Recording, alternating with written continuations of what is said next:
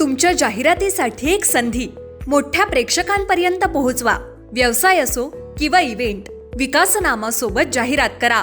स्क्रीनवरील नंबरवर आजच संपर्क करा.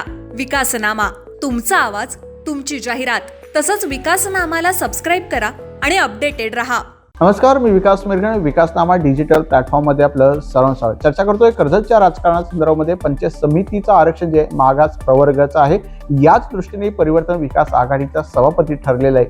मुळामध्ये सुधाकरांच्या पत्नी ममिता सुधाकर घाडे यांचं नाव जे आहे ते शिक्कामोर्तब जवळपास निश्चित झालेलं दिसून येते. भगवान चंचे सुद्धा या दृष्टीने सभापती मिळावं, त्यांच्या नावाची चर्चा सुरू होती.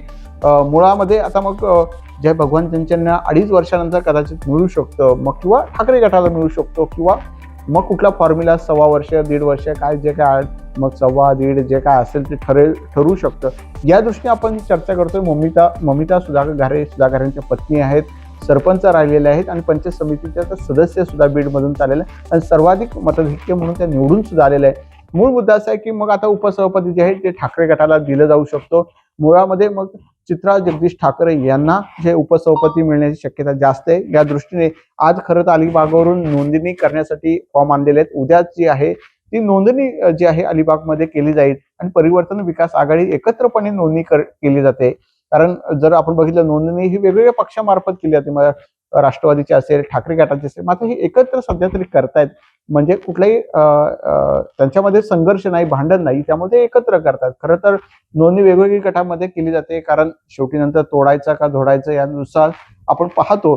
मुळामध्ये नमिता सुधाकर आता ह्या सभापती होणार आहेत. सुधाकरांच्या पत्नी आहेत, स्वतः ऍक्टिव्ह असतात. सोशल मीडियावर जरी ऍक्टिव्ह नसल्या तरी त्या सामाजिक कार्यक्रमामध्ये त्या ऍक्टिव्ह असतात आणि एक शाळेमध्ये सुद्धा ते सगळा कारभार पाहतायत. सुधाकरांच्या नंतर राजकीय ज्यावेळेस सुधाकर अडचणी सापडल्या त्यावेळेला पक्षाला, स्वतःला किंवा परिवाराला सांभाळण्यामध्ये त्यांनी महत्वाची भूमिका बजावली.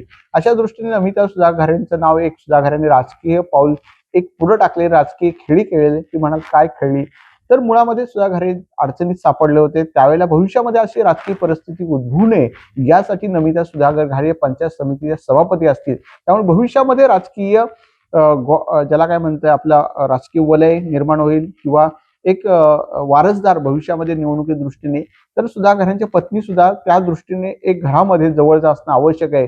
महेंद्र थोरेंकडे 3-4 लोक आहेत परिवारामध्ये, सुरेश लाडांच्या परिवारामध्ये सुद्धा 3-4 लोक होते. आता मग सुधाकरांनी आपले भाऊ जरी असे मधुकर घारे आता असले, तर मात्र अजून एक पुन्हा आपल्या परिवारामध्ये ही एंट्री केलेली आहे. त्या नमिता सुधाकर यांचं जवळपास नाव निश्चित झालेलं आहे. त्यामुळे नमिता सुधाकर भविष्याच्या निवडणुकी दृष्टीने किंवा पक्षाला उभारणीच्या दृष्टीने महिलांच्या प्रश्नांवर जे आहेत ते आता मोठ्या प्रमाणात महिला आरक्षण पडतंय, या दृष्टीने मग राजकीय खेळ केलेले दिसून येते.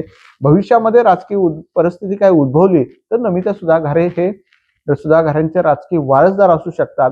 कारण जसं 2 महिन्यापूर्वी मंगेश काळोखे हत्याकांडामध्ये सुधाकरांना जे आहे ते या सगळ्या प्रकरणातून ते गायब होते किंवा या सगळ्या संघर्षात ते करत होते. अशा वेळेला मग पक्षाला एक चेहरा म्हणून शेवटी घारेंना पुढं करायचं आहे. मग आपल्या पत्नीला त्यांनी पुढं करण्याचा प्रयत्न या निमित्ताने केल्या दिसून येते. त्यामुळे आता भगवान चंचेंचं नाव आघाडीवर होतं. आता मग भगवान चंचेंना पुढे भेटतंय का, कशा प्रकारे पाहताय, त्यांच्याही नावाची चर्चा सुरू होती. मात्र सध्या तरी आपल्या मिळालेल्या माहितीनुसार नमिता सुधाकर पंचायत समितीच्या सभापती होणार.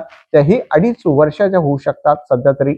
मूळ मुद्दा असा आहे, मग याच्यामध्ये फॉर्म्युला, मग त्यांना 2.5 वर्ष मिळतंय का, मग काय 1.5 वर्ष मिळतंय का, किंवा अन्य काही हे होतंय का, हे पाहणं खूप महत्वाचं ठरणार आहे. उपसभापतीचा सुद्धा फॉर्म्युला जो आहे तो या अनुषंगाने ठरतोय का. 2.5 वर्ष मग ठाकरे गटाला दिलं जातं आणि मग सभापती पुन्हा एकदा ठाकरे गटाला दिला जाईल, मग उपसभापती मग जे आहे ते राष्ट्रवादी काँग्रेसला मिळू शकतं. मूळ मुद्दा असा आहे की अखेर पंचायत समितीचा सभापती ठरलेला आहे. याची घोषणा 1 ते 2 दिवसामध्ये होईल. उद्या संदर्भामध्ये जे गटनोंदणी केली जाईल अलिबागला जाऊन, आणि 2-3 दिवसानंतर सर्व परिवर्तन विकास आघाडीची बैठक होईल. त्या बैठकीमध्ये नमिता सुधाकर घारे सभापतीच्या नावाची घोषणा केली जाईल परिवर्तन विकास आघाडीकडून. धन्यवाद. तुमच्या जाहिरातीसाठी एक संधी मोठ्या प्रेक्षकांपर्यंत पोहोचवा. व्यवसाय असो किंवा इव्हेंट, विकासनामा सोबत जाहिरात करा. स्क्रीनवरील नंबरवर आजच संपर्क करा.